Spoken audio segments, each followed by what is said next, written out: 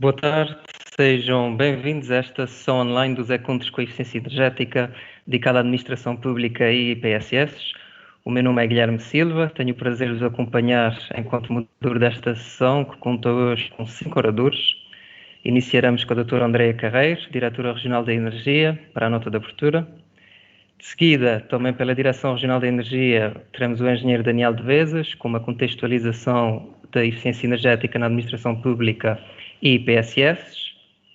A partir da Ilha Terceira, a doutora Mariana Pacheco, em representação da Direção Regional do Planeamento e Fundos Estruturais, que apresentará um novo aviso do Programa Operacional Açores 2020 relacionado com a eficiência energética. Depois passaremos para Coimbra, com o engenheiro Hermano Bernardo, em representação aqui do INES Coimbra, o Instituto de Engenharia, Sistemas e Computadores de Coimbra, e que tem a seu cargo o desenvolvimento do Manual de Eficiência Energética, que será aqui hoje apresentado. Por fim, o engenheiro Carlos Oliveira, em representação da empresa de serviços energéticos N, que nos trará exemplos práticos da implementação destas medidas que vamos ver aqui hoje. A todos os oradores, muito obrigado pela vossa disponibilidade.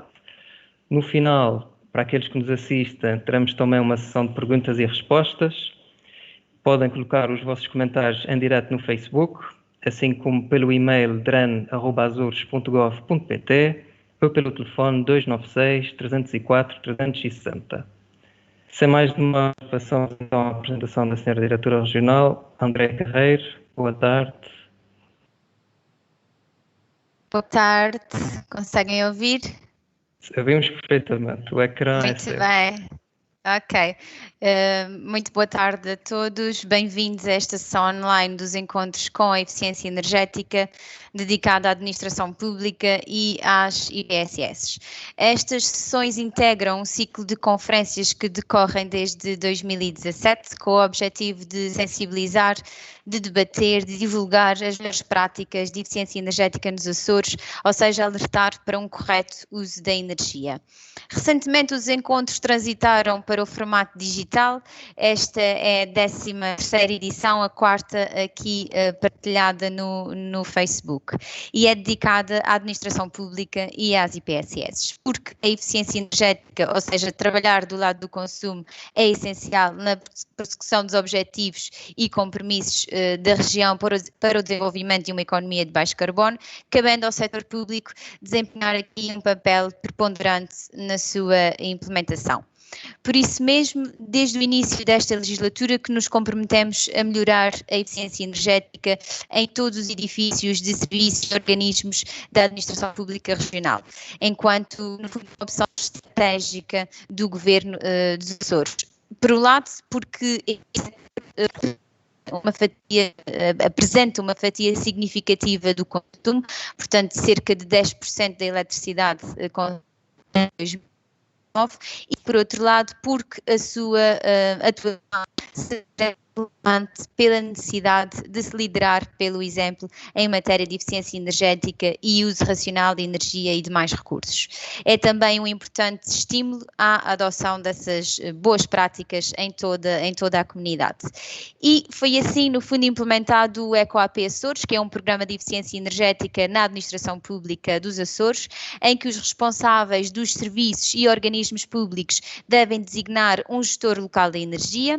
Até à data, a Direção Regional da Energia já formou cerca de 90 gestores locais de energia nos Açores, entidades, no fundo, que estão habilitadas a assumir a responsabilidade de promover a correta utilização de energia e difundir o conhecimento nesta matéria, incentivando, no fundo, as melhores práticas, propondo, dinamizando e monitorizando o desempenho energético dos edifícios com vista à sua otimização. Com recurso também a uma plataforma eletrónica de gestão de energia desenhada para o efeito, que é o barómetro EcoAP. Esta importante ferramenta de gestão de energia já conta com cerca de 65 entidades regionais que estão inscritas, o que corresponde a um total de 130 edifícios ou frações localizadas em todos os concelhos do arquipélago.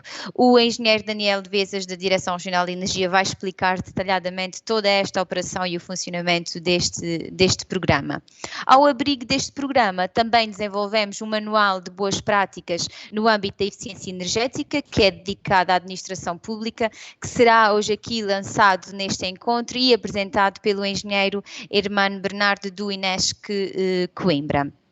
Em relação às IPSS dos Açores, nós desenvolvemos também o programa de eficiência energética nas IPSS, com o intuito de apoiar estas instituições a alcançar poupanças pela redução da fatura energética, e este programa encontra-se neste momento numa segunda fase, contempla já 15 IPSS de todas as ilhas do arquipélago e consiste no fundo na realização de auditorias energéticas e emissão de um certificado energético ao abrigo do Sistema de Certificação Energética de Edifícios dos Açores.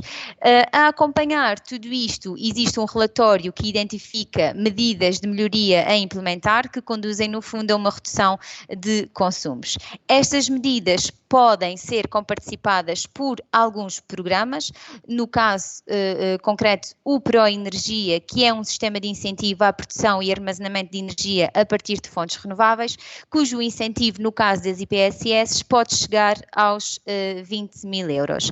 E também ao abrigo de um aviso que está publicado neste momento no âmbito do Programa Operacional dos Açores 2020, que tem uma dotação orçamental de cerca de 1,5 milhões de euros, com uma taxa de máxima de cofinanciamento de 85%, que será apresentado posteriormente pela doutora Mariana Pacheco, da estrutura de gestão do PO Açores 2020. E, no fundo, este programa apoia projetos que visam, no fundo, estimular e aumentar a eficiência energética dos edifícios e dos equipamentos da administração pública e das IPSS. Neste encontro, terminaremos então com o engenheiro Carlos Oliveira da EN, que é uma empresa de serviços energéticos, que nos vem falar de projetos de eficiência energética implementados nestes dois setores. Como todos nós sabemos, a eficiência energética, por norma, das infraestruturas e dos sistemas, exige um investimento inicial significativo, e para ultrapassarmos esta barreira, para além dos incentivos que já referi e que dispomos, há outras soluções, nomeadamente os contratos de desempenho energético, que no fundo é um modelo de negócio baseado num acordo contratual entre o promotor e a empresa de serviços energéticos devidamente certificada para o efeito, em que todos os investimentos em eficiência energética, ou seja, nos equipamentos, nas instalações, nos serviços de operação, são pagos com base nas poupanças de energia alcançadas ao longo de todo o processo. As vantagens são claras. Para além de conseguirmos a tal redução do consumo de energia e a redução da fatura energética, há a destacar que também ocorre aqui uma minimização dos riscos operacionais e financeiros associados a estas operações, uma vez que há uma responsabilidade partilhada entre o beneficiário, ou seja, o beneficiário promotor do projeto, e a empresa que fornece os serviços.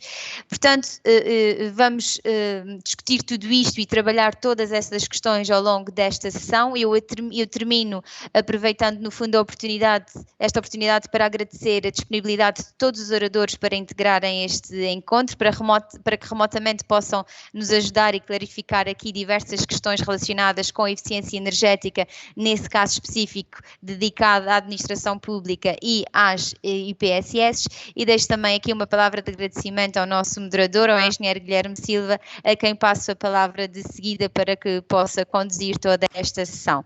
Muito obrigada, desejo a todos uma boa sessão. Muito obrigado, Sra. Diretora, por esta nota de abertura.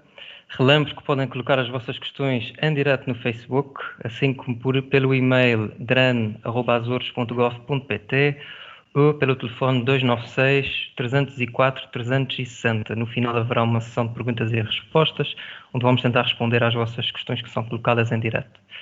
Continuando com o nosso programa, teremos então o engenheiro Daniel de Vezas, que fará uma contextualização da eficiência energética na administração pública e IPSS. Engenheiro Daniel, boa tarde. Pronto? Olá, muito boa tarde a todos. Boa tarde. O meu nome é Daniel de Vezas, pertenço à Divisão de Eficiência e Certificação Energética da Direção Regional de Energia e gostaria de vos dar a conhecer alguns programas e iniciativas que temos vindo a desenvolver no sentido de promover e aumentar a eficiência energética na administração pública e também nas IPSS dos Açores. Eu avançava então aqui para a partilha da minha apresentação.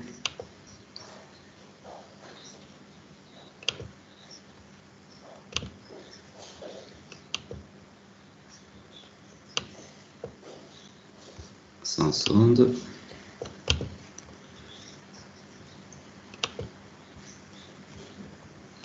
Penso que já conseguem visualizar. Sim, perfeitamente. Ora bem, a eficiência energética é então um tema essencial para alcançar os objetivos e compromissos da região. Só um segundo, estou aqui com problemas em avançar. Muito bem, muito bem.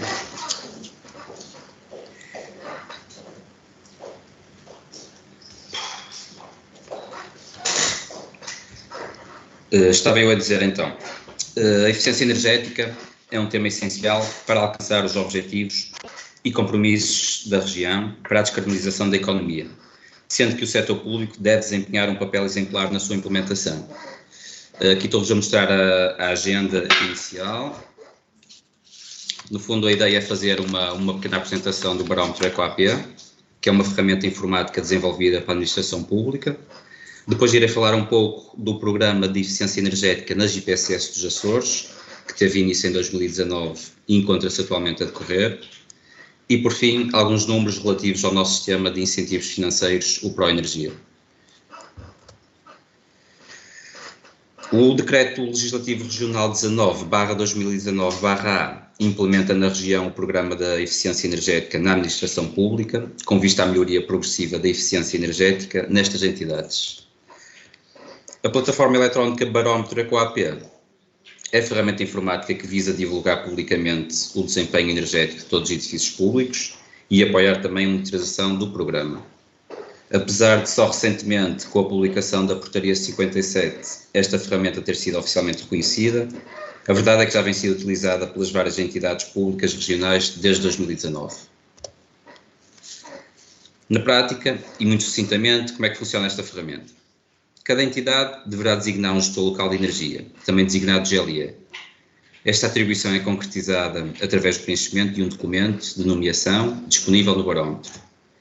O GLE nomeado deverá então ter como principais funções registar as instalações pelas quais será responsável, registar os contadores de energia através do código de ponto de entrega, que consta nas faturas de eletricidade, e também registar medidas de melhoria implementadas por instalação. Qual deverá ser o perfil deste GLE?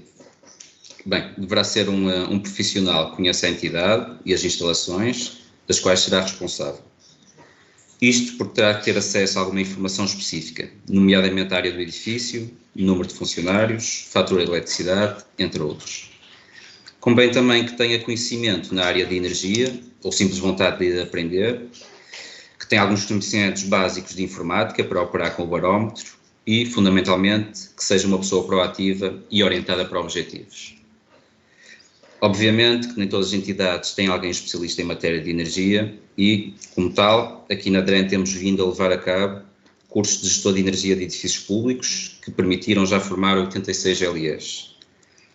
Estas iniciativas irão ter continuidade, muito provavelmente neste formato digital, com o objetivo de dotar os formantes de competências que lhes permitam propor, dinamizar e verificar medidas para a melhoria da eficiência energética. Aqui mostro-vos alguns indicadores regionais. 72 GLEs já registaram um total de 130 edifícios ou frações até à data. Das 200 entidades apuradas, 65, cerca de um terço já se registaram. E, como tal, iremos continuar a estabelecer contactos com as várias entidades no sentido de divulgar e promover este barómetro. Um outro indicador são os consumos de eletricidade. Aqui vemos os consumos do ano 2019 de todas as instalações da região registadas. O barómetro carrega automaticamente os valores de energia elétrica consumida, sendo que cada GLE terá acesso a estes dados relativamente às suas instalações. Atualmente apenas são disponibilizados os valores anuais, mas a curto prazo será possível visualizar os consumos mensais, acompanhados de gráficos, o que permitirá que cada GLE possa verificar e analisar eventuais oscilações. E caso existam, tentar perceber se será necessário atuar sobre as mesmas. A título de curiosidade, deixo-vos aqui o número de GLEs e instalações já registadas a nível nacional e dou por concluído este tema do barómetro. Passamos então agora à apresentação do Programa de Eficiência Energética das instituições particulares de solidariedade social. Este programa, no fundo, surgiu como meio de ir ao encontro de dois objetivos do Governo. Por um lado, promover uma cultura energeticamente eficiente nos Açores e estimular o uso racional de energia, e por outro, auxiliar as IPSS a reduzir os seus encargos financeiros através do alcance de poupanças pela redução da fatura energética. Este programa foi desenvolvido pela DREN, em articulação com a Direção Regional de Solidariedade Social, e inclui a realização de auditorias energéticas. Estas auditorias consistem num exame detalhado das condições de utilização de energia e do desempenho energético dos sistemas e respectivos equipamentos. Deste processo resulta a emissão de um certificado ao abrigo do Sistema de Certificação Energética de Edifícios dos Açores, que é acompanhado de um relatório com as principais medidas que conduzem à redução dos consumos. Aqui mostro-vos a folha de rosto de um certificado energético, que alguns de vós provavelmente já viram. Trata-se de um documento que avalia a eficiência energética de um imóvel, numa escala de A+, que significa muito eficiente, até F, que significa pouco eficiente, que é elaborado por peritos qualificados e emitida pela DREN. Além de descrever as características construtivas dos imóveis, contém também informação sobre características de consumo energético, relativas à climatização e águas quentes sanitárias. No caso dos edifícios de comércio e serviços, acresce ainda informação sobre iluminação e outros equipamentos. Do lado direito da folha de rosto do certificado, encontra-se evidenciada a classe atual do imóvel, neste caso que estamos a ver é um A, e também a classe poderá ser alcançada, neste caso um A+, caso sejam implementadas, obviamente, as medidas de melhoria que são sugeridas no próprio documento. Além das melhorias, o certificado dá ainda informações acerca dos sistemas e incentivos vigentes, aos quais os proprietários poderão eventualmente recorrer para financiamento das medidas de melhoria apresentadas, como é o caso, por exemplo, do Proenergia, que falarei mais à frente. Recentemente, concluiu-se a primeira fase deste programa, contemplou 8 IPSS, selecionadas pela Direção Regional da Solidariedade Social. Aqui podemos ver a classe atual destes 8 edifícios e a classe potencial que cada um pode atingir, caso sejam implementadas as medidas sugeridas. Algumas destas medidas são, por exemplo, a substituição das lâmpadas atuais por iluminação LED ou a instalação de sistemas fotovoltaicos, que, apesar de ter um custo inicial significativo, tem um período de retorno deste investimento de cerca de 6 anos, em alguns casos, o que se torna bastante apelativo neste tipo de edifícios. Atualmente temos a decorrer a segunda fase, que contempla mais 7 IPSS, cujas auditorias e certificados energéticos prevemos que fiquem disponíveis durante este mês de agosto e setembro. Ficando assim com um total de 15 unidades certificadas, uniformemente distribuídas por todo o arquipélago. A par deste programa, temos ainda ações de sensibilização e capacitação dos técnicos e utentes das IPSS para práticas e comportamentos mais eficientes, que são ministradas sempre que tal for solicitado. Por fim, e para concluir, gostaria de vos apresentar o nosso sistema de incentivos Proenergia. Eu vou passar aqui um pequeno vídeo sobre Proenergia e depois falarei sobre este programa. O Proenergia foi alterado e está mais acessível e benéfico para si. Produzir e armazenar a sua própria eletricidade, aquecer água ou a sua casa, usufruindo de recursos energéticos renováveis, é mais barato e amigo do ambiente. Com o Proenergia, poderá obter uma redução de 25% a 50% no preço da aquisição e montagem dos equipamentos. Redução do limite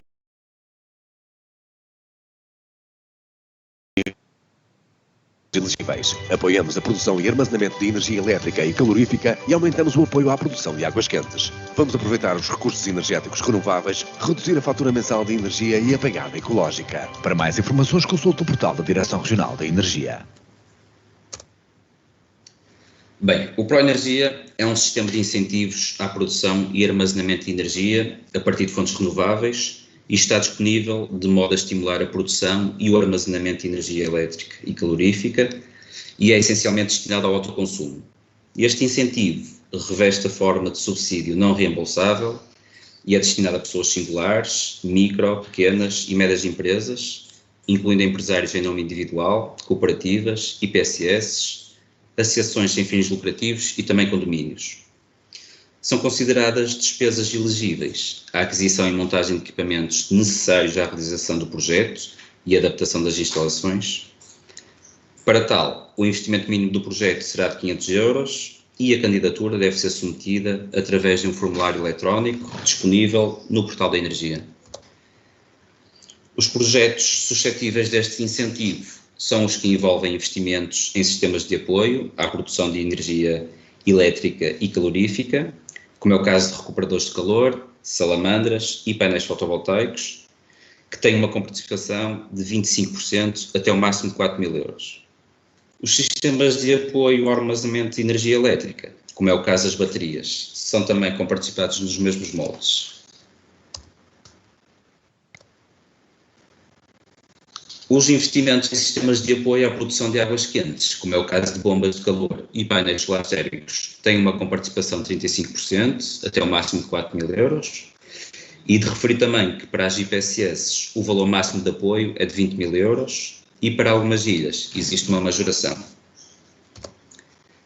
No ano de 2019, a Direção Regional de Energia subsidiou 662 equipamentos de produção de energia limpa, num montante global superior a 437.000 euros, o que representa, no período em causa, um investimento por parte dos promotores de cerca de 1.600.000 euros.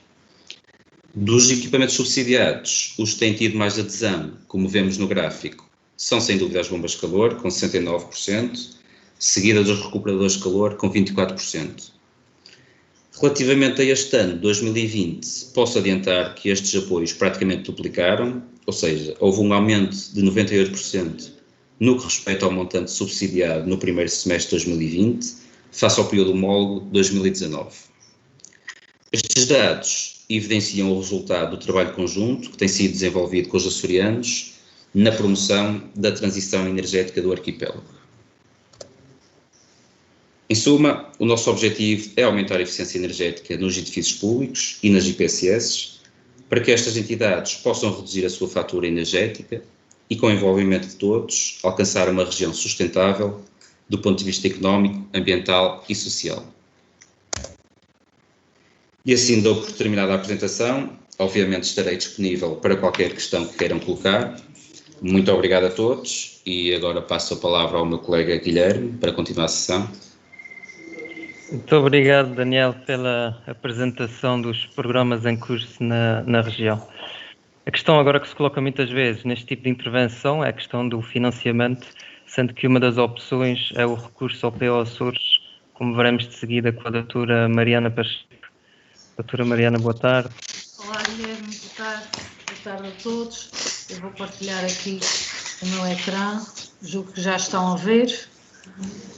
Já vemos. Correto? Em nome da Autoridade de Gestão do PO Açores 2020, eu vou falar-vos deste aviso, o 03-2020-03, que é destinado a apoiar projetos que visem o aumento da eficiência energética nas infraestruturas públicas. Só um problema, só um momento que eu não estou a conseguir.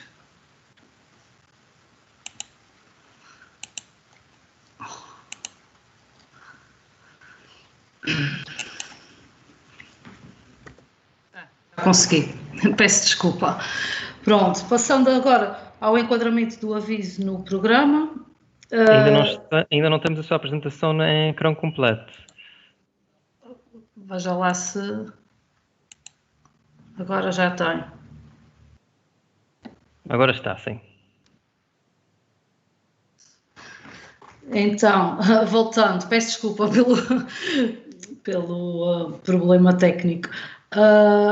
Estava eu a dizer, para enquadrar este aviso no programa, no PO Açores 2020, podemos ver que ele está enquadrado no eixo 4, que se destina a apoiar uma economia de baixo carbono, e dentro deste aviso, dentro deste eixo, na PI 4.3, dedicada à eficiência energética no setor público, com o objetivo de aumentar a eficiência energética através do apoio à implementação de medidas nesse sentido.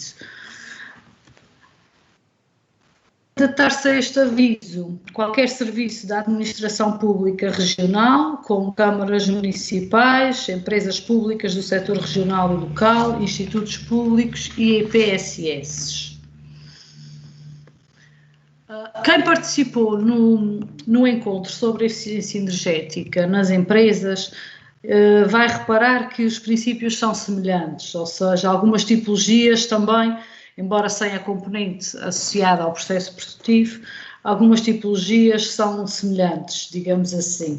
Temos então, em primeiro lugar, a eficiência energética nos edifícios, com a instalação de isolamento térmico em paredes, coberturas, a substituição de caixilharias mais simples por caixilharias com vidro duplo e corte térmico, respectivos dispositivos de sombreamento, a substituição de iluminação interior e dos sistemas técnicos por outros com maior eficiência. Também as intervenções nos sistemas de água quente solar, sistemas de iluminação, aquecimento, ventilação, ar-condicionado e ainda a instalação de sistemas e equipamentos para contabilizar e gerir os consumos de energia. Lembro aqui que as candidaturas que incluam esta tipologia de operação têm de apresentar um certificado energético do edifício ou dos edifícios que vão ser intervencionados. Continuando aqui na tipologia da eficiência energética em edifícios, temos ainda os investimentos na produção de energias renováveis para autoconsumo, desde que façam parte de soluções integradas. Soluções integradas, para serem assim consideradas, são tem a candidatura que ter obrigatoriamente e simultaneamente uma intervenção tanto na superfície do edifício, ou seja, na estrutura opaca ou nos vãos, como também nos sistemas técnicos de iluminação e climatização, ou seja, tem de haver a conjugação entre duas destas componentes para que seja considerada uma solução integrada de energia. Temos ainda aqui os painéis solares para aquecimento de águas e climatização, ou outros sistemas de produção de energia para autoconsumo a partir de fontes de energia renovável, como por exemplo os painéis fotovoltaicos. Outra tipologia de operação são as intervenções nos sistemas de iluminação pública, semáforos, iluminação decorativa exterior e também os sistemas associados para a gestão de consumo de energia destes equipamentos. Por fim, as candidaturas devem obedecer aos parâmetros de referência, ou seja, os custos padrão, os tais custos padrões que são estabelecidos pela DGEG e que constam também do anexo, estão identificados no anexo do aviso. E tem de estar também as candidaturas acompanhadas de um estudo ou de um diagnóstico que demonstre que esse investimento vai contribuir de facto para a eficiência energética do edifício. Por último, quanto a tipologias de operação, estão os estudos, estão relacionados com as tipologias que já referi anteriormente, são estas auditorias e os diagnósticos e também aquela avaliação que é feita no final da operação para acompanhar o desempenho e a eficiência energética do investimento. Também no âmbito dos estudos entram os planos de comunicação para informar e divulgar os resultados obtidos a potenciais beneficiários e utilizadores ao público em geral. Uma condição que tem de ser cumprida é que as candidaturas tenham obrigatoriamente de apresentar investimentos nas tipologias 1.1 ou 2, que são aquelas ou no edifício ou na iluminação pública em geral, e sendo que a 1, 2 e a 3 são complementares, ou seja, as infraestruturas ou os investimentos em produção de energia e em estudos são complementares aos primeiros. Estes requisitos também estão descritos em aviso, em concreto no anexo 2 deste aviso. Como a doutora Andreia já referiu, há um limite financeiro para este financiamento, que é de 1,5 milhão de euros de fundo europeu, e a taxa máxima a ser financiada é de 85%. Quanto à natureza do financiamento, por tipologia de operação, as tipologias previstas no ponto 1 e 2, lembro, nos edifícios e iluminação pública, têm um financiamento reembolsável, que deve ser restituído integralmente. Note-se que é sem juros, sem lugar a pagamento de juros, este financiamento, e a poupança obtida anualmente, que irá ser calculada na sequência da realização do investimento, é que vai dar a referência para o cálculo das prestações que depois vão ser definidas para devolução deste investimento. Ou seja, uma operação que gera uma poupança de X, a prestação que irá ser calculada para devolver o financiamento vai ser 70% da poupança efetivamente concretizada com a implementação da operação. Também existe a possibilidade de o beneficiário optar pela subvenção não reembolsável, na tipologia referente aos edifícios, mas neste caso vai ser aplicada uma taxa de financiamento bastante mais baixa, que ronda os 25% aos 30%, consoante se trate de uma intervenção integrada ou não, podendo eventualmente ter uma majoração de 5%, 15% ou até 20%, de acordo com a classe energética que vai ser alcançada no edifício com o final da operação. Podem ser antecipados os pagamentos ou liquidada a dívida a qualquer momento, se o beneficiário assim o entender.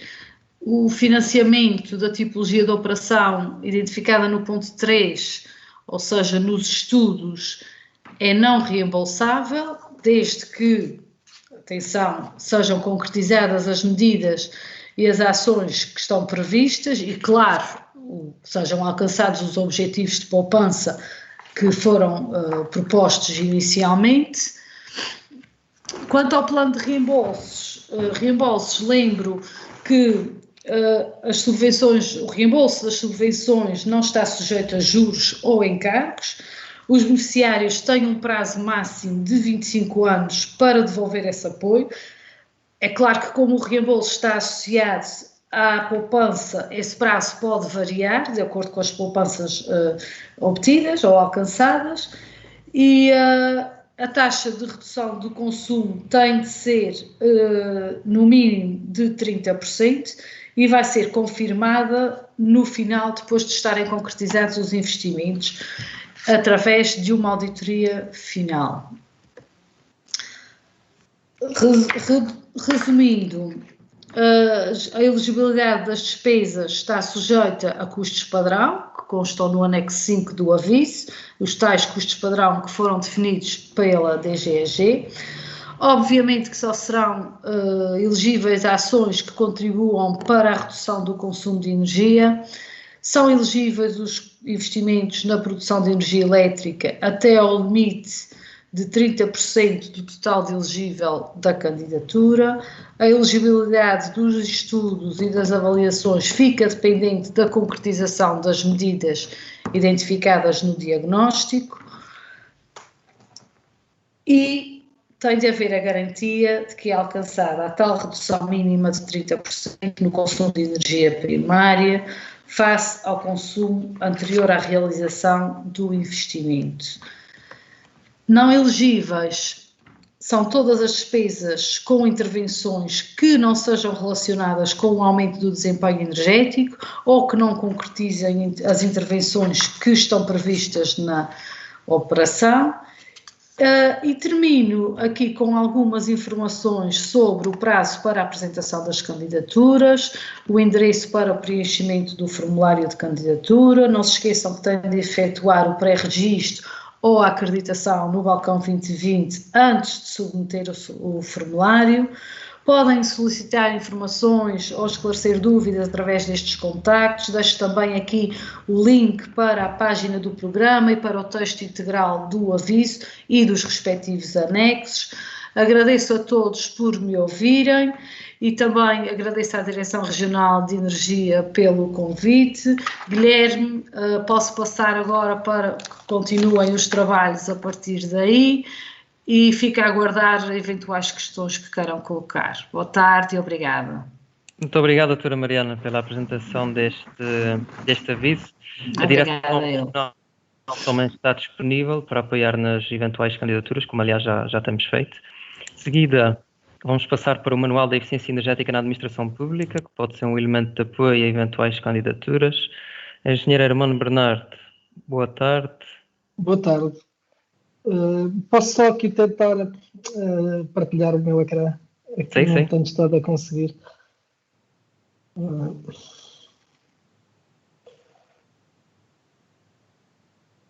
Vemos só parte do ecrã. E agora? Vemos apenas parte do ecrã. Ok, pronto, então se calhar temos de ir para aquela estratégia que tínhamos falado inicialmente. Ok. Assim não conseguem ver nada, mas não. Agora já tem a sua apresentação. Ok, finalmente. É daquelas coisas que só funcionam mesmo quando conseguimos. Pronto, antes de mais, boa tarde. Permitam-me agradecer o convite endereçado ao Inés Coimbra para estar presente nesta sessão. Portanto, eu vou apresentar então o Manual de Eficiência Energética na Administração Pública, que foi elaborado em linha com um conjunto de outros manuais que a Direção Regional de Energia está a desenvolver em parceria com o Inés Coimbra e com o Plano Regional de Ação para a Eficiência Energética. Portanto, basicamente, a administração pública acaba por ser um grande consumidor de energia. Portanto, o parque de edifícios da administração pública da região autónoma dos Açores abrange 9 secretarias, distribuídas por 16 edifícios, com uma área total de mais de 2 milhões de metros quadrados. Neste gráfico podemos ver uma distribuição dos consumos de energia, portanto, por vetor energético. E percebemos que a eletricidade acaba por ser o consumo, o vetor energético com maior representatividade, tanto em termos de consumo de energia como em termos de encargos com a fatura energética. Além disso, existem cerca de 4 tipologias principais de edifícios na administração pública, que são escolas, unidades de saúde, hospitais e edifícios administrativos, sendo que os hospitais e os edifícios administrativos são responsáveis por mais de metade do consumo de toda a administração pública e, consequentemente, pelas emissões de gases de efeito estufa.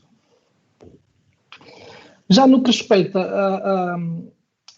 a quais são as utilizações finais com maior peso, isto acaba por ser muito característico e é muito próprio, muito específico de cada edifício, mas temos aqui quatro resultados de quatro auditorias energéticas que foram efetuadas a edifícios da região autónoma dos Açores, para vermos como é que se processa essa desagregação, por exemplo, nas escolas. Verificamos que a maior parte do consumo está relacionado com iluminação e com cozinha e equipamentos informáticos. Portanto, todo aquilo que é necessário para apoio ao processo educativo são as principais utilizações energéticas que têm maior representatividade no consumo. Já no que respeita às unidades de saúde, verificamos que o AVAC, a iluminação e o AQS, ou seja, a produção de águas quentes sanitárias, representam também a maior percentagem do consumo de energia. Nos hospitais, mais de metade do consumo está relacionado com sistemas de aquecimento, ventilação e ar-condicionado e com bombas e ventiladores, seguido dos equipamentos de apoio e de iluminação. No que respeita aos edifícios administrativos, temos que, como seria de esperar, a iluminação e os equipamentos são os principais responsáveis pelo consumo neste tipo de edifícios. Naturalmente que é preciso luz para desempenhar as tarefas. E hoje em dia temos uma série de equipamentos, nomeadamente um parque de equipamentos informáticos e de telecomunicações que já tem um peso bastante relevante nos consumos deste tipo de edifícios. Assim, o objetivo deste manual será reduzir os encargos associados à utilização de energia, mantendo ou melhorando a qualidade dos serviços de energia desempenhados nos edifícios. Para tal, é necessário e fundamental o compromisso da gestão ou administração de cada secretaria, de cada edifício, na melhoria do desempenho energético. No manual, nós sugerimos que qualquer processo de gestão de energia comece por uma auditoria energética, que basicamente permite identificar e quantificar os diversos fatores energéticos utilizados no edifício, caracterizar quais são os sistemas e o desempenho dos equipamentos existentes, e identificar medidas de eficiência energética com viabilidade técnico-económica. Neste aspecto, uma das questões que nós sugerimos é a implementação de um sistema de gestão de energia de acordo com a norma ISO 50001.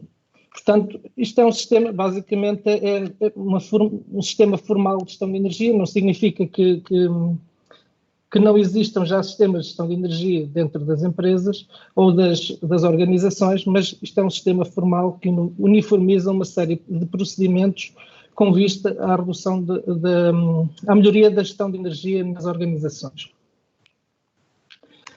Outro dos aspectos que não pode ser negligenciado neste tipo de edifícios é a questão dos comportamentos e das questões organizacionais inerentes às pessoas que gerem, ocupam e utilizam os edifícios. Portanto, é preciso, de facto, o tal comprometimento da gestão de topo, no estabelecimento de uma estratégia para a gestão de energia, definir responsabilidades para a gestão de energia, quantificar e monitorizar, formar e sensibilizar os vários intervenientes na gestão e na utilização do edifício. Neste aspecto, o gestor local de energia, como já foi aqui referido hoje, acaba por ter um papel relevante neste aspecto no que respeita à monitorização e acompanhamento dos consumos de energia, ao controle dos equipamentos com maior utilização de energia e na implementação das medidas de eficiência energética, entre outros que foram mencionados anteriormente. No que respeita às medidas preconizadas no manual, como vão ver, a maior parte delas estão relacionadas e estão enquadradas pelo aviso que foi apresentado anteriormente para incentivos à eficiência energética neste tipo de edifícios. Portanto, basicamente, as medidas estão agrupadas em várias componentes, como seja o edificado, no que respeita à envolvente opaca e vãos envidraçados, à iluminação interior e exterior, equipamentos em geral, portanto, equipamentos informáticos, equipamentos em bares e copas de edifícios, elevadores e data centers, sistemas de climatização e de produção de água quente, fontes de energia renováveis, fotovoltaico, solar térmico, eólico e biomassa, a mobilidade, a monitorização e a gestão de energia. Houve um esforço para enquadrar as medidas em três tipologias diferentes, portanto, medidas de baixo investimento, medidas de médio investimento, medidas de elevado investimento, e em cada um dos tipos de medidas apresentamos casos de estudo que foram retirados do site do EcoAP, onde se pode ver qual foi o investimento, quais foram as reduções de consumo de energia alcançadas, as poupanças em termos de encargos, os gases de efeito de estufa evitados e os períodos de retorno dos investimentos efetuados. Perdão.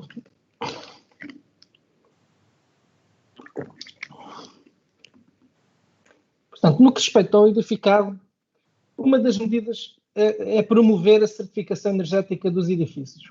Isto não é uma medida que se traduza diretamente em poupanças de energia, mas de uma forma indireta, como há pouco até foi ilustrado, com base na atribuição de uma categoria, de uma classe ao edifício e no estudo de medidas para a melhoria dessa classe, promove-se a reabilitação mais eficiente dos edifícios e de uma forma indireta poderão ser atingidas poupanças relevantes, poupanças de energia relevantes. No que respeita às fachadas e à área envolvente, no fundo, medidas como a promoção dos ganhos solares como forma passiva de aquecimento dos espaços, a promoção da ventilação natural, a aplicação de isolamento nas coberturas e no exterior das fachadas, a instalação de caixilharia com características térmicas isolantes e fator solar adequado e os dispositivos de sombreamento dos vãos envidraçados para reduzir os ganhos térmicos no verão. Como veem, todas estas medidas estão enquadradas no aviso que foi apresentado anteriormente e que irá apoiar a implementação de grande parte destas medidas nos edifícios deste setor.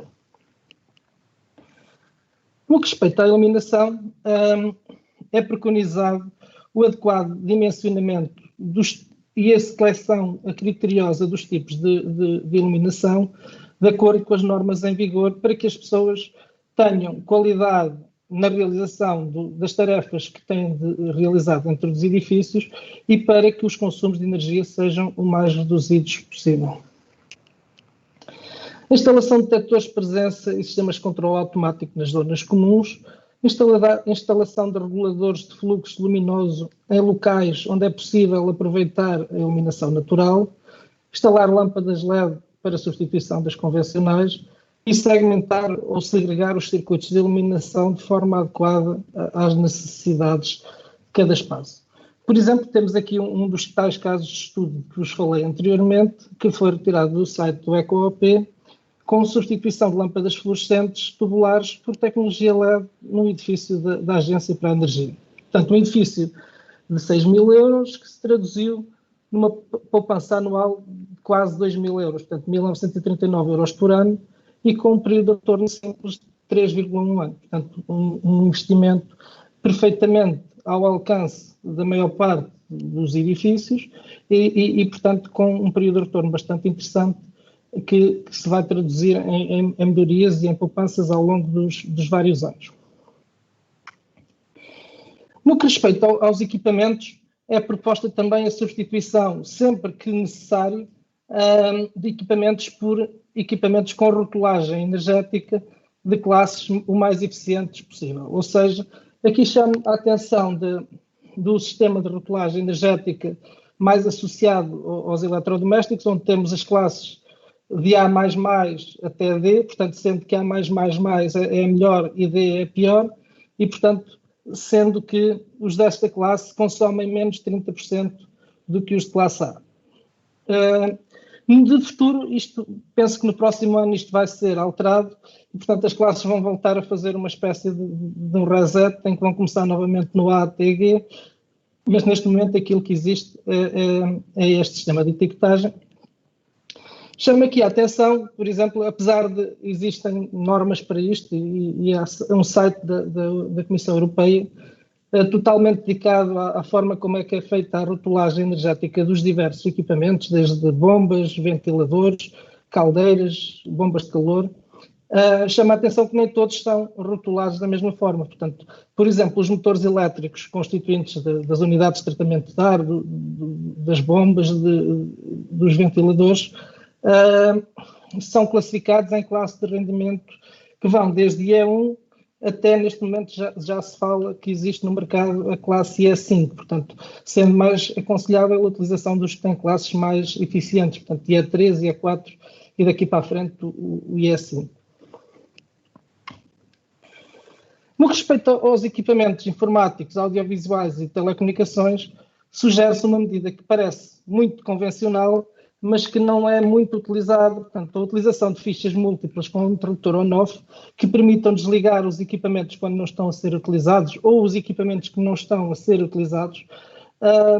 E, portanto, desligar voluntariamente os equipamentos quando não são utilizados, instalação de programadores horários automáticos para desligar os equipamentos fora de horários em que não são necessários, a substituição de computadores de secretário por computadores portáteis que geralmente consomem menos do que os computadores de secretário, e a substituição de ecrãs convencionais por tecnologia LCD, portanto, ou monitores de LED, que são os monitores que acabam por consumir menos hoje em dia.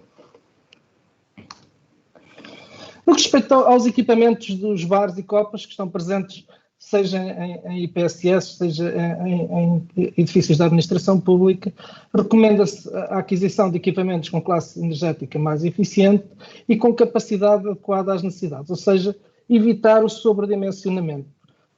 Porque, por vezes, um equipamento sobredimensionado acaba por ser utilizado com regimes de carga mais baixos e, portanto, de forma menos eficiente.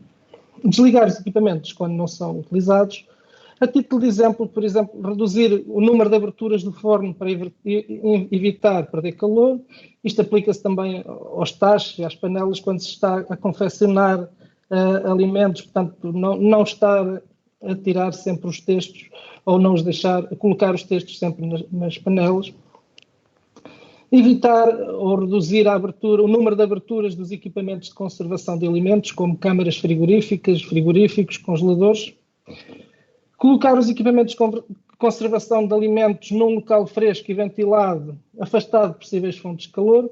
Esta aqui, provavelmente alguns de vós têm apartamentos onde tem uma cozinha toda desenhada, muito bem desenhada, que tem o forno exatamente ao lado do frigorífico, o que normalmente não se deve fazer, mas tipicamente é frequente ver-se em muitas habitações. E aqui temos uma medida de eficiência hídrica que se traduz também numa redução de consumos energéticos. Portanto, evitar manter torneiras abertas sem utilização, porque se estamos a utilizar água quente, a desperdiçá-la, estamos a gastar algures de dinheiro para aquecer essa água, a energia para aquecer essa água, que se traduz em encargos desnecessários, tanto com energia como com água, que não é necessário estar a desperdiçar. Ao nível dos elevadores, portanto, utilizar motores de alto rendimento, portanto, como já referi anteriormente, variadores eletrónicos de velocidade com regeneração de energia, sistemas de controle mais eficientes com funções de poupança de energia em stand-by ou até mesmo sistemas de controle com gestão de filas de espera em elevadores muito congestionados, portanto, em edifícios que os elevadores têm um tráfego muito elevado, pode-se fazer um sistema de controle com gestão de filas de espera.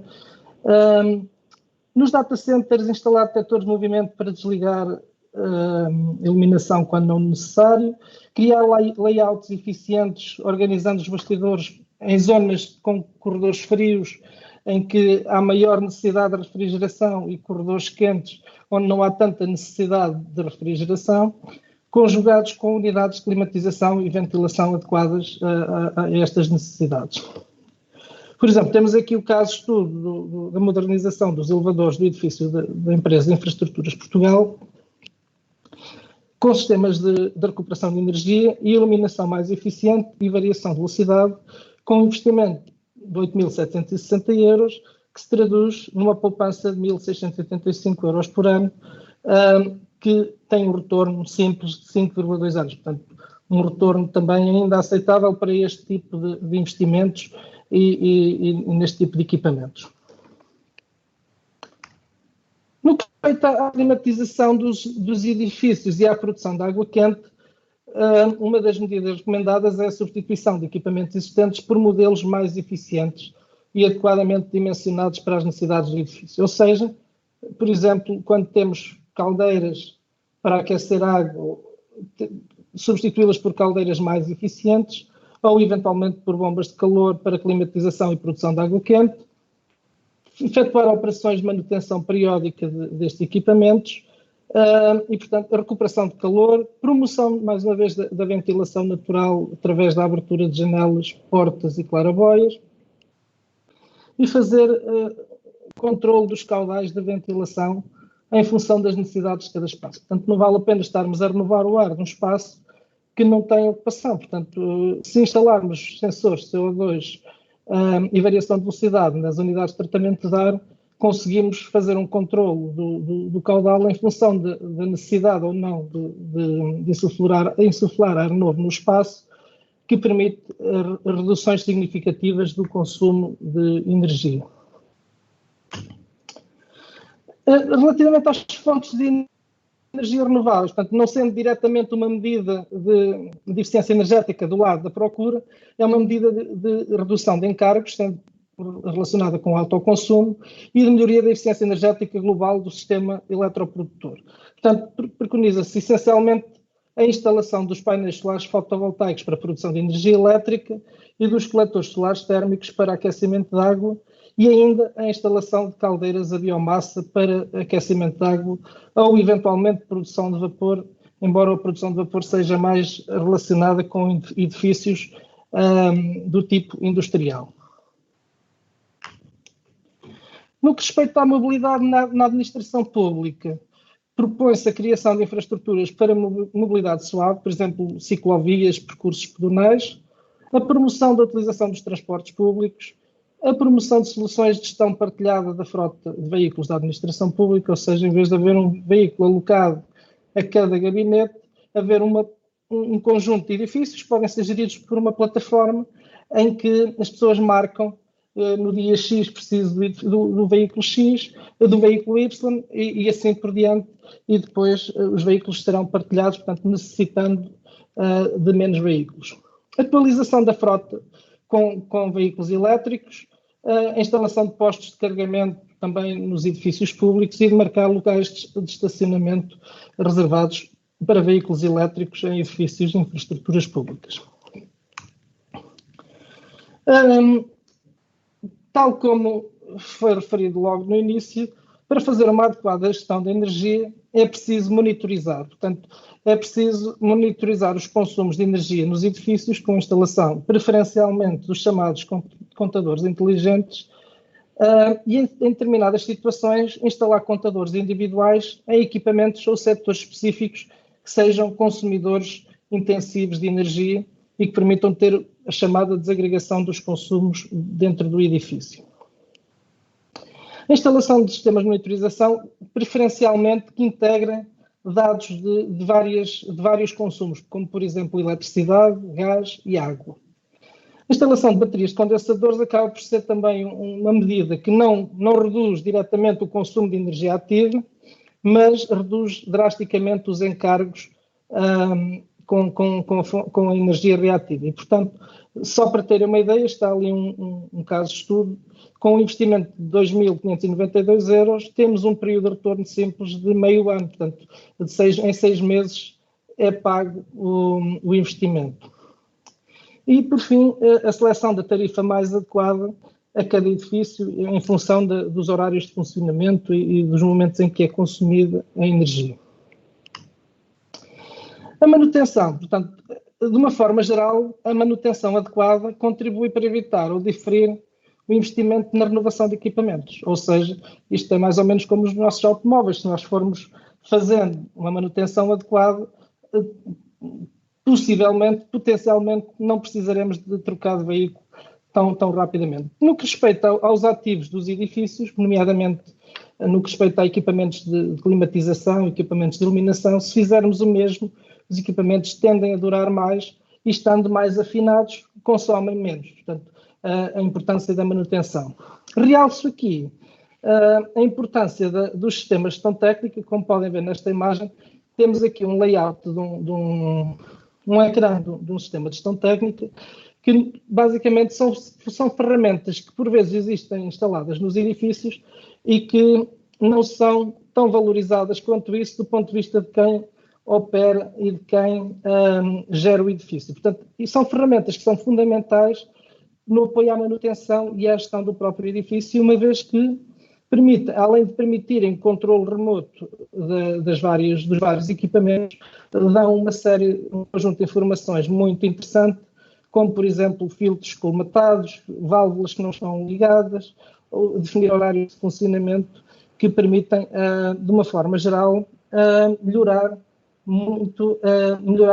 a manutenção do edifício e reduzir o seu consumo de energia. Em relação ao financiamento, acabámos de assistir anteriormente a uma apresentação de um aviso para financiar, para apoio ao financiamento destas medidas, sendo que existem outros, existem os contratos de desempenho energético que poderão ser muito interessantes para a administração pública. Permitam-me terminar com este cartoon, em que, pronto, eu falei aqui de monitorização, falou-se há pouco no barómetro do EcoAP, e portanto vou terminar só com este cartoon para que não se caia no erro de desenvolver plataformas e dashboards com demasiada informação que depois as pessoas têm dificuldade em compreender. Portanto, dou assim por terminada a minha apresentação e fico disponível para questões no final. Muito obrigado, Armando, pela apresentação deste manual que está disponível na página da Direção Regional da Energia para aquelas entidades que queiram otimizar os seus consumos e reduzir também a fatura energética. De seguida, passamos então para o engenheiro Carlos Oliveira da ANE, uma empresa de serviços energéticos, que traz aqui alguns casos práticos e uma forma alternativa de financiamento destas ações. Boa tarde, engenheiro. Engenheiro Carlos Oliveira, boa tarde. Conseguimos ouvi-lo. Estão-me a ouvir bem? Ok, agora vimos perfeitamente. Muito boas tardes aos oradores e às pessoas que se encontram online. Eu passo a fazer uma pequena resenha, porque o José Guilherme, o moderador, vai-me ajudar a fazer a apresentação, visto que eu tenho um problema técnico relativamente aos meus slides. Eu, cada vez que o interpelar, agradecia com o Guilherme, então, que passasse o slide. Certo, combina. Então, eu faria uma pequena apresentação de mim mesmo. Eu sou o Carlos Oliveira, sou auditor energético e sou sócio fundador da empresa ANE. Passando à apresentação da empresa em si. A ANE nasceu em 2013, somos tecnólogos, trabalhamos na área da tecnologia. O que se vê para o mercado são as áreas que vingam. Nós funcionamos em modo de startup interno e acabamos por ser um bocado um iceberg. O que se vê no mercado é a ponta do iceberg e existe um trabalho que executamos internamente de desenvolvimento. Relativamente ao projeto ANE, nós, como acabei de referir, nós nascemos em 2013. Este ano, para se perceber um bocado o desenvolvimento que a empresa está a ter, iremos faturar cerca de 15 milhões de euros mais IVA. Uma empresa que trabalha exclusivamente em eficiência energética, neste caso em Portugal. Quais são as áreas onde nós atuamos? Nós somos consultores a nível de elaboração de candidaturas de eficiência energética em várias vertentes, nomeadamente poder central e poder local e IPSS. Também trabalhamos no setor da indústria, também elaboramos candidaturas no setor da indústria, apesar de não sermos tão acutilantes nessa área, porque é bastante complexa. E como é bastante complexa, exige bastante horas de trabalho para obter resultados, porque não é tão estereotipado o tipo de intervenções nesse setor. Acabamos por sermos um bocado comedidos nessa área. A área de edifícios e a área de infraestruturas públicas sentimos bastante mais à vontade.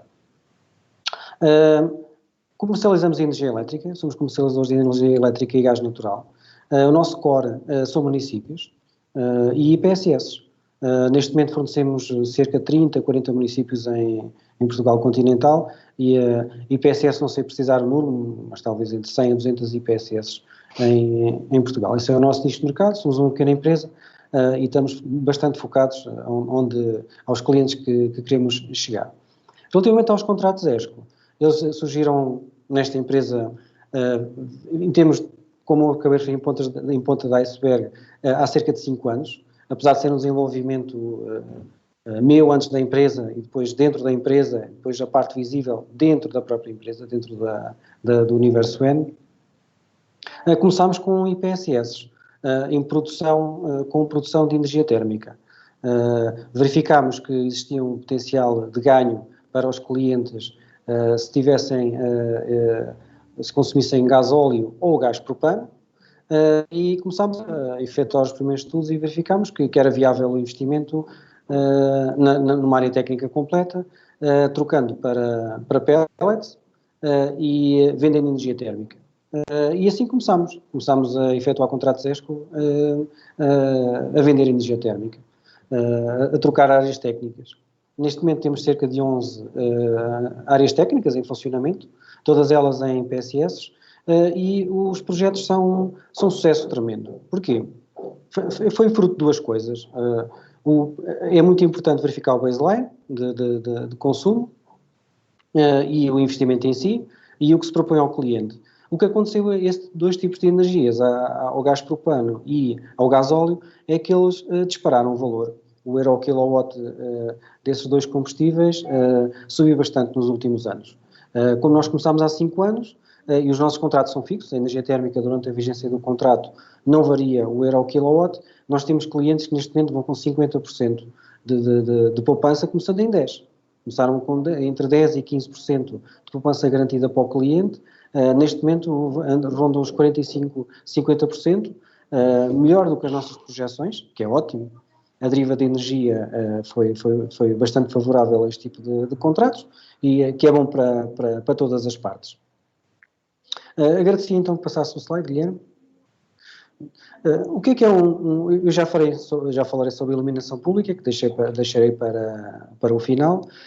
Um contrato ESCO é um contrato de partilha de poupanças. A legislação preconiza que estes contratos sejam efetuados em kilowatts.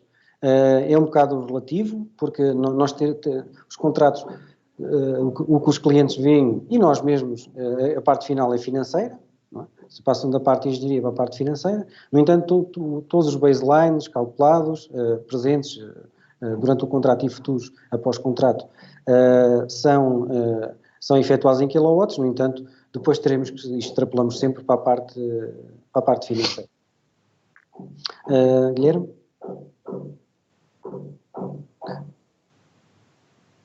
Este é um exemplo, clica outra vez. Este é um exemplo de uma intervenção que nós fizemos, de duas intervenções, peço desculpa. A intervenção na linha de cima é no ginásio Figueirense, na Figueira da Foz, é uma piscina privada, é uma piscina gerida por privados, mas é aberta ao público. Neste caso, eles tinham uma caldeira extremamente ineficiente e com problemas graves de manutenção e não só, de emissão de gases poluentes também, e alterámos para um gerador de ar quente com energia a pellets. Esse projeto tem cerca de 4 anos. Relativamente à linha de baixo, é uma IPSS em que continuam a ter gás propano, e colocámos em paralelo uma caldeira a pellets, e está em pleno funcionamento já vem há uns anos. É um dos tais projetos que aporta cerca de 40% a 50% de poupança financeira para a instituição. Aqui é um pequeno histograma relativamente ao comportamento de um contrato, neste caso relativamente a um município, mas podia-se extrapolar para uma IPSS. Consumiam 28 mil euros, cerca de 28 mil euros ano de combustível, neste caso gás propano. Durante a vigência do contrato, no início, passaram a poupar diretamente 10%, 2.825 euros, neste momento já vai a um montante bastante superior. Isto porquê? Porque se tivessem outro tipo de combustível, estariam neste momento a pagar muito mais pelo quilowatt produzido. Toda a tecnologia não será do local, nos contratos após a sua conclusão, a tecnologia fica ao dispor dos clientes, seja iluminação, seja caldeiras a pellet, seja outro tipo de equipamentos, e depois irão usufruir 100% das poupanças, que é uma mais-valia bastante importante. Aqui está representado a evolução em termos de poupança, o cash flow acumulado relativamente a um contrato. Isto acaba por ser um bocado o amealhar, 2.000 e poucos euros ano, parece pouco, mas ao decorrer dos anos, com garantia de manutenção de toda a área técnica, não só da caldeira, de toda a área técnica, e sem qualquer tipo de risco ao cliente, com energia em prontidão, iriam poupar 22.600 euros, que neste momento já vai bem mais além do que isso. Após a conclusão do contrato, como 100% das poupanças passarão a ser do cliente, o que irão usufruir após contrato, na minha ótica, é bastante substantivo. Não podemos olhar apenas para a ótica da vigência, mas tem que sempre fazer um pequeno estudo, durante e após. Daí que as auditorias ex post também nos programas fundos comunitários são bastante importantes, porque é preciso realmente aferir as poupanças. Eu vou dar um pequeno exemplo, não olhando diretamente para esse slide, mas que espelha este slide, que foi uma intervenção que nós fizemos, duas piscinas municipais, é de uma empresa municipal, a intervenção foi efetuada a duas piscinas municipais e a dois ginásios esportivos pertencentes a essa empresa municipal. Na altura o diretor estava um bocado cético, porque o investimento era grande, era e foi bastante significativo para uma empresa municipal, que grande parte das empresas municipais são geridas de uma forma muito rigorosa, porque muitas delas não geram receita para serem sustentadas. Então o que é que aconteceu nessa empresa municipal? Eles gastavam cerca de 280 mil euros de gasóleo por ano, nas 4 infraestruturas. Nós fizemos uma auditoria e dissemos que iriam passar a gastar 75 mil euros de pellets. É um bocado drástico. Chegar a um cliente que durante anos e anos e anos tem problemas de financiamento e a nível de consumo de energia, dizer que irá, com uma intervenção muito apoiada e financiada, na altura a fundo perdido, iria passar do consumo de 280 mil euros de gasóleo para 75 mil euros de pellets. Depois de bastantes explicações e algumas reuniões, o presidente, o diretor, resolveu avançar. E assim avançamos. E chegou à intervenção física. Nesse ano, fizeram uma consulta prévia a 3 entidades de fornecimento de pellets de 75 mil euros, porque foi o que eu disse que as 4 infraestruturas iriam gastar. E sobrou dinheiro, sobrou verbo. Gastou menos de 75 mil euros.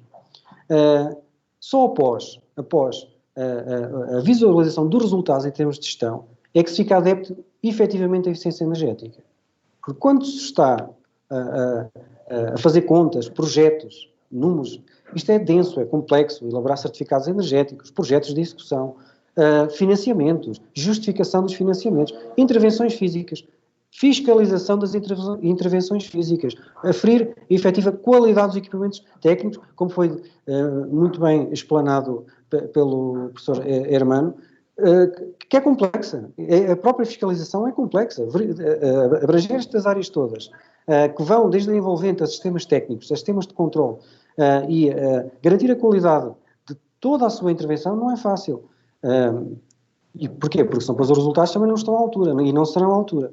Mas quando se chega a esses términos e vê-se efetivamente o resultado final, aí sim, aí tornamos-nos adeptos da eficiência energética. É isso que nós somos.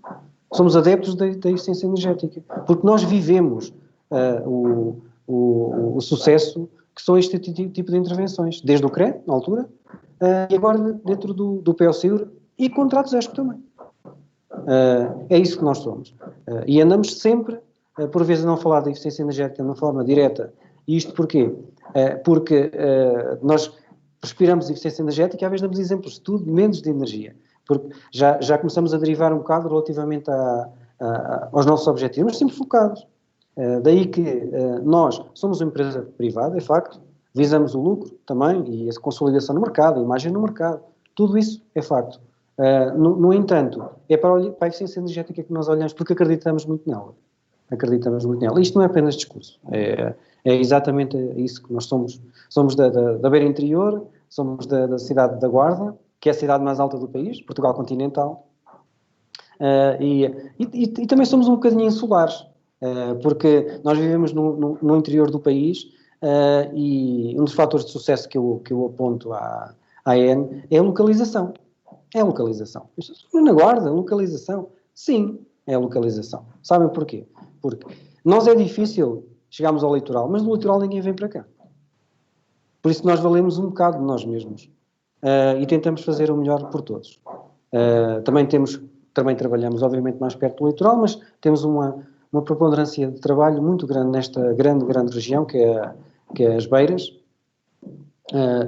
Trabalhamos muito na Beira Alta e na Beira Baixa, e obviamente que queremos ir para outros mercados, e estamos noutros mercados. Se calhar não com tanta preponderância, porque não temos ADN para isso. Guilherme? Eu agradecia que passaste esse slide, se faz favor. Acabo por ser um bocado redundante. Pronto, agora focando um bocado de iluminação pública. O que é a iluminação pública? Porquê a iluminação pública? E porquê que se começou a efetuar contratos ESCO, contratos de performance em iluminação pública? No caso da EN, foi porque nós tínhamos um bocado de conhecimento dos contratos a pellet, da produção de energia térmica, e quisemos ir mais além. Verificámos que a iluminação pública tinha que ser toda trocada. Uns porque gostam de eficiência energética, outros porque necessitam de eficiência energética. Acreditámos que Portugal ia mudar a nível de iluminação pública. O que os equipamentos não é claridade, basicamente. Uma lâmpada, seja indoor ou outdoor, o que produz é claridade, com os determinados parâmetros, o planeta tem necessidade de claridade. E verificámos que os sistemas existentes são muito obsoletos. O que é que eu quero dizer com muito obsoletos? Uma luminária da rua gasta cerca de 140 euros por ano de eletricidade.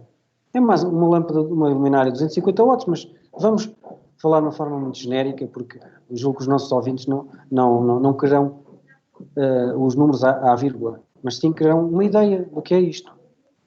Uma luminária gasta cerca de 140 euros por ano para estar ligada. Se nós colocarmos uma luminária LED com a tecnologia atual, com uma excelente tecnologia, passa a gastar 20 euros por ano. Estamos a falar de 120 euros por ano de diferença. Daí a necessidade de trocar o equipamento. A iluminação pública é premente ser trocada. Não só em Portugal, em todo lado. A iluminação pública, a tecnologia LED é uma tecnologia de substituição. Portanto, o LED irá substituir tudo. Todo o tipo de equipamentos que produzam claridade. E a iluminação pública é urgente que seja trocada. Nós verificámos essa urgência. E acreditámos também numa segunda linha. E essa segunda linha foi a gestão, a comunicação. Nós já fizemos nomeadamente, mesmo desta vez, já fiz em cerca de 600 a 700 projetos na altura de RECES e agora de REX, de edifícios públicos. Tínhamos bastante consciência da importância da gestão. Nós acreditámos que a iluminação pública iria ter gestão. Acreditámos nisso há cerca de 5 anos. Disseram-nos que nós não iríamos colocar uma luminária na rua, quanto mais colocá-la com gestão. Era uma utopia. E nós dissemos que seja, é a nossa utopia. Nós só iremos colocar a iluminação pública com gestão. E assim foi. Atualmente, na minha ótica, é algo banal colocar gestão nas luminárias. Já começam a existir empresas que têm sistemas de comunicação bastante fiáveis e a preços relativamente acessíveis. A evolução da tecnologia LED e do consumo das luminárias viárias está a disparar. Ou seja, estamos quase de uma forma exponencial a crescer em termos de eficiência. Os LEDs são vendidos em bolsa e são colocados novos LEDs no mercado de 6 em 6 meses, sensivelmente, e todos esses 6 meses a tecnologia dá um pulo bastante grande. Relativamente à comunicação, na minha ótica, ou se colocam os equipamentos com pré-instalação de comunicação, existem várias formas de fazer, uma forma mais simples é com uma ficha universal, não é universal, mas é uma ficha que é um NEMA de 7 pinos, ou então com a comunicação Zaga, que é uma ficha mais pequenina. Na minha ótica vão vingar as duas tecnologias e devemos sempre utilizar comunicação. Guilherme?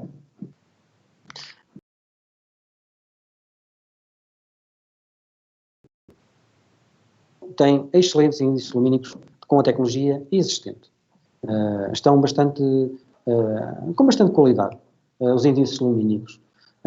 Daí que, na minha ótica, poderemos, ao colocar tecnologia LED, adequar os índices lumínicos e adequar o consumo em si também. Fazer as duas coisas. Obviamente, cumprindo as normas técnicas e a lei.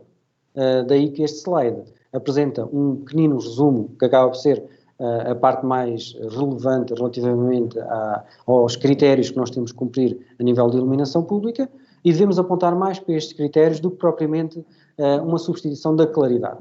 Claridade por claridade. Porque ela, obviamente, ter bastante claridade e uma homogeneidade bastante boa é importante, mas, obviamente, temos que olhar para o binómio sempre financeiro. E olhando para o binómio financeiro, existe uma larga margem para a adequação dos índices lumínicos. Eu iria passar esse slide, porque também já julgo que me estou a alongar um bocado. O slide anterior espelha um bocado este slide.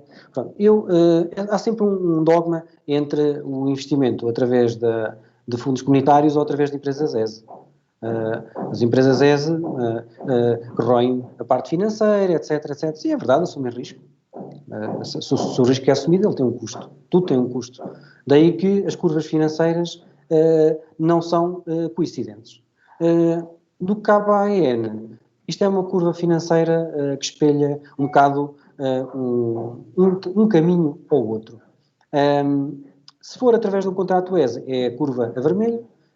Se for através de fundos comunitários, neste caso com 95% de taxa de cofinanciamento, porque é que é usado aqui no continente, mas também é uma questão de extrapolar para 85%, no caso de apoios de fundos comunitários. O porquê do evoluir destas curvas? No caso do investimento privado, não tem investimento inicial, portanto parte do zero. No caso de ser com apoio a 85% ou 95%, existe sempre o investimento inicial. No entanto, como não existe custo de capital, os projetos tendencialmente deixam de ser as entidades financiadoras, como não é a fundo perdido, normalmente entre o 6º e 7º ano, ou talvez antes, acaba a parte da restituição da parte do financiamento sem juros. Daí que depois a poupança é ficará toda para a entidade pública. No caso dos contratos de iluminação pública, tendencialmente andarão nos 10 anos atualmente. Aqui é um gráfico que espelha a mesma coisa, mas também com um grafismo diferente, em que realmente as curvas não são coincidentes, mas não são completas, mas são comparáveis. Ou seja, o que é que acontece num tipo de decisão e noutro tipo de decisão? Ou seja, ir através de fundos comunitários ou através do contrato ESE. Guilherme? Agradecia que passasse o slide, porque é a forma numérica da mesma coisa. Relativamente ao tipo de contratação dos contratos ESE, eles demoraram um bocado, ou seja, a legislação, na minha ótica base, foi completada em 2015, com a portaria 68A 2015. No entanto, a primeira legislação que saiu, que acaba de ser a mais importante, onde se bebe mais informação, é o Decreto-Lei 29 de 2011, quando se começou a vislumbrar como é que este tipo de contratos seriam desenhados. Depois saiu o caderno de encargos e o regulamento técnico, por assim dizer, que é a portaria 60 de 2013 e a portaria 61 de 2015. Diz que quais são as entidades públicas que podem ser regidas pelas duas leis anteriores. Portanto, estas três legislações acabam por completar um bocado o ciclo legal do contrato ESE. Agradeço a terem-me ouvido e a minha apresentação. Alguma questão que queiram efetuar, terei todo o gosto em responder. Obrigado. Muito obrigado, Engenheiro Carlos Oliveira, por esta apresentação destes contratos de desempenho energético que assumiram certamente uma importância crescente, apesar de hoje em dia ainda não terem grande expressão, pelo menos não aqui ao nível dos Açores. Eu pedi então aos nossos oradores que analisássemos as questões que nos chegam. Chegam-nos muitas questões, mas específicas, para investimentos muito específicos, portanto não vamos analisar estas. As pessoas perguntam se existe uma lista de peritos qualificados disponível para consulta. Sim, no portal da Direção Regional da Energia, portanto, portaldaenergia.azures.gov.pt. Se for à secção SCE, Sistema de Certificação Energética, encontra lá a lista de peritos qualificados. Depois temos aqui outras questões relativamente ao nível dos peritos que podem enviar a questão diretamente para a Direção Regional, parece-me que é uma questão demasiado específica. Depois temos aqui uma outra questão no debate hidrogênio-baterias, relativamente à mobilidade elétrica, que se calhar sai um bocadinho fora do tema aqui da nossa intervenção. Eu não sei se algum dos intervenientes, sobretudo hoje em dia com a estratégia do hidrogênio à porta, se gostariam de dar alguma palavra sobre este assunto. Eu gostaria de dar uma palavra. Se me permitirem, se o painel me permitir, obviamente. Eu tenho uma viatura elétrica. E sou da Guarda. Portanto, eu sou longe de tudo. Verdade, sou longe de tudo. Tenho que apanhar a A23 ou a A25, com todas as inerências que isso implica. Qualquer visita que eu faça, a maior parte das vezes são 350, 400 km. Comprei uma viatura que me servisse ao fim e resultado prático. Eu não sabia bem o que é que se tinha feito bem ou mal. Não sabia. Só com um carro elétrico, se calhar vou ficar meio do caminho. Pronto, agora vou deixar de trabalhar, agora vou começar a comprar-me uma tenda e aí vou andar de táxi a dizer que o carro se avaria, porque a rede é... Toda a gente diz que a rede não tem a qualidade suficiente. O que é que e depois queria acabar de falar sobre a mobilidade elétrica, através do hidrogênio. Na minha ótica, vão vingar as duas tecnologias. As baterias, ditas convencionais, irão vingar para viaturas de uso pessoal. Até 5 lugares. Porquê? A tecnologia é estável, é bastante conhecida, é extremamente económico. Quanto é que um carro elétrico gasta relativamente ao gasóleo? Gasta 1/3. 1/3 por quilómetro. Não estou a falhar muito relativamente a isso. Os carros não têm manutenção. No meu caso é um carro de 5 lugares. Em termos de fiscalidade, é ótimo, porque não pago tributação autónoma, que é significativo. O carro o IUC, em vez de ser 770 euros, que é mais ou menos o equivalente para um carro híbrido, eu pago 30 euros por ano. Se olharmos para 10 anos, estamos a falar de 7 mil e tal euros de diferença. E é um carro tecnologicamente bastante avançado. Tem muita potência, consigo ter uma condução desportiva sem ter qualquer tipo de desgaste. Em termos de tecnologia, é ótimo. Relativamente ao hidrogênio, as viaturas a hidrogênio, como nós sabemos, funcionam com células de combustível. A mobilidade a cabo também, os motores também são elétricos. Qual é que é a diferença? As tecnologias são diferentes. Enquanto, no caso do hidrogênio, se consegue grandes potências de forma compacta e com pouco peso, a desvantagem é que a célula de combustível tem pouca durabilidade relativamente a uma bateria. Portanto, se olharmos para um caminhão, para uma viatura de transporte de mercadorias, olhamos para uma viatura a hidrogênio. Consegue-se muita potência, consegue-se muita autonomia, a durabilidade do sistema em si é inferior. Porque, como nós sabemos, as células de combustível são em platina, porque é uma reação extremamente ácida e oxida tudo. As baterias são de platina e, mesmo assim, a durabilidade é baixa. Mas tem as suas vantagens, que é conseguir... Portanto, estamos a ver os elétricos a curto prazo e para utilizações a mais pequena dimensão, e o hidrogênio a mais longo prazo e para veículos mais pesados. Será a visão? Na minha ótica, se me permitem, é isso. Ok, muito obrigado. Temos aqui também uma outra questão que se calhar pensava o engenheiro Daniel de Vezes relativamente à certificação. Portanto, o certificado energético é emitido por edifício, mesmo que existam mais do que um edifício na IPSS.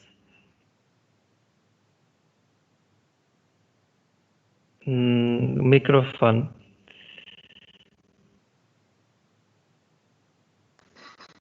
Eu peço desculpa. Já vi.